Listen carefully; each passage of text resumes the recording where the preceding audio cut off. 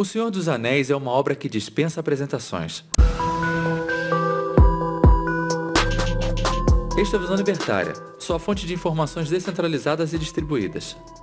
Escrita pelo lendário J.R.R. Tolkien, o tema central é a luta pela liberdade contra a tirania de Sauron, que é uma excelente representação do Estado em sua pior forma. Porém, para quem apenas viu os filmes e não leu os livros, existe uma parte muito interessante em como vemos um Estado propriamente dito se formando. Depois que o Anel é destruído, Aragorn se casa com Arwen e também está aparentemente bem. Os 4 hobbits voltam para sua terra natal, o Condado, que fica muito distante dos reinos dos homens livres que eles ajudaram a salvar. Ao chegarem nas fronteiras do Condado, foram impedidos de entrar por uma regra aleatória que nunca existira antes. A entrada não era mais permitida à noite. Então, tiveram que ameaçar o porteiro e escalar o portão para poderem entrar. E logo viram que tudo estava diferente do que era antes. Mas o que havia acontecido?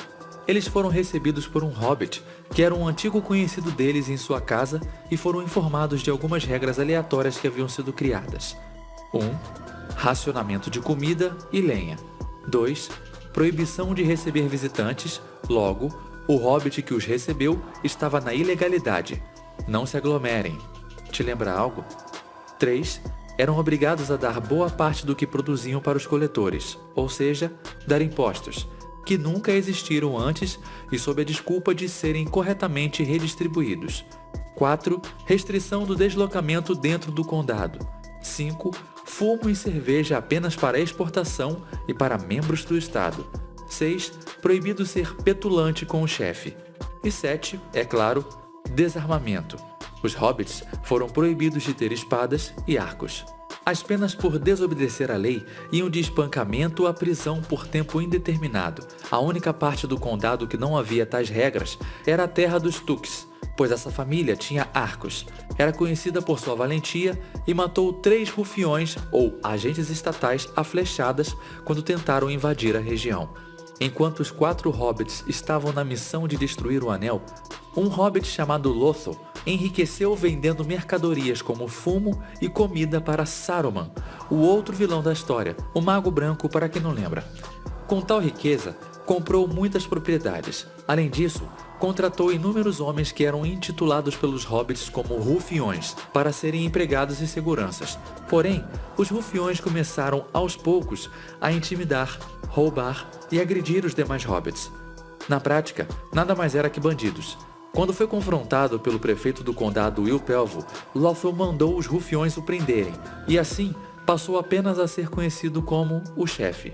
Vale destacar que o cargo de prefeito era muito mais honorífico que qualquer outra coisa, sendo que o prefeito apenas presidia a abertura a festas ou banquetes, ou ainda arbitrava disputas entre os hobbits, mas não havia cobrança de impostos ou coisas do tipo. Na prática, o condado era um ancapistão.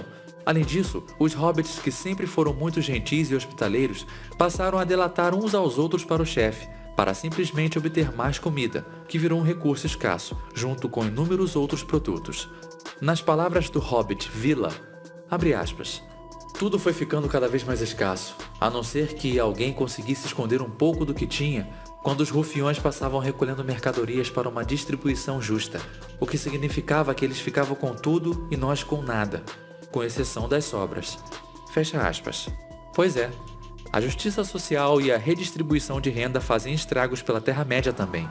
Outras atitudes que chamaram a atenção foi a construção de grandes moinhos, sem utilidade, dado que a produção de grãos não cresceu e depois praticamente nenhum trigo era moído. Vocês lembram da construção de estádios gigantes que hoje não servem para nada? Também inúmeras árvores foram cortadas sem motivo algum e ainda foram deixadas para apodrecer. Até mesmo casas foram derrubadas. E hobbits ficaram desabrigados e mais uma vez sem motivo aparente nenhum. A situação apenas começou a mudar quando os 4 hobbits, que com toda a experiência militar que haviam adquirido e por possuírem armas, começaram o levante em todo o condado. Isso acabou com uma batalha em que os hobbits criaram uma emboscada contra o grande grupo de rufiões que vieram para enfrentá-los. Vale lembrar que os rufiões eram humanos, logo, maiores e mais fortes que os hobbits, que têm em média 1,20 m de altura, mas ainda assim foram derrotados e expulsos. Mais tarde, descobriram que o hobbit Lothal havia sido assassinado a mando de Saruman, que era o verdadeiro chefe do condado, ou seja, o verdadeiro chefe mostrou quem mandava. Os hobbits então decidiram por apenas expulsar Saruman e retomarem o condado, mas Saruman vem a ser morto por seu capanga mais próximo, Grima, a quem ele constantemente humilhava. Realmente, mais uma demonstração que no estado, apenas os piores chegam ao topo. Após muito trabalho, o condado volta a ser o local bonito e agradável que sempre foi. Tolkien, no alto de sua genialidade, criou provavelmente a maior obra de ficção medieval de todos os tempos e que serviu de inspiração para um incontável número de livros, séries, jogos e filmes que vieram posteriormente, como Game of Thrones ou o game The Elder Scrolls Skyrim. Ele nos mostra como funciona, na prática, a criação de um estado baseado exclusivamente na violência e ameaça contra pessoas pacíficas. Desculpas como redistribuição de renda e segurança não são mais uma justificativa ridícula para o criminoso estacionário. Pouco importa que um ladrão faz com seu dinheiro depois de levá-lo. Tal ato imoral encerra qualquer forma de bom uso que possa ser feito depois disso. Muitos podem dizer que o Ancapistão é uma utopia e que o Estado sempre vai existir. Porém, mais e mais liberdade nos é dada pela tecnologia, pelo barateamento dos meios de difusão de ideias, negociação direta, moedas digitais e tantas outras formas, onde o Estado não consegue mais enfiar suas garras. Se lembrarmos que há algumas décadas, para se ter uma rede de televisão, era necessária uma autorização do Estado, e hoje qualquer um é capaz de postar um vídeo na internet, vemos como isso mudou e tal avanço é inexorável. Uma das lições mais emblemáticas que o Senhor dos Anéis traz é que a busca por poder somente leva a destruição, morte e ruína. Vemos claramente isso quando o Um Anel traz os desejos mais mesquinhos que cada personagem carrega em si. No nosso mundo, não temos anéis mágicos, porém, temos algo muito pior que pode causar destruição em uma escala muito maior: o Estado. Nele, quanto mais uma pessoa sobe em sua hierarquia interna, menos responsabilidade possui e maior é o seu potencial de destruição. Duvida do que eu estou falando?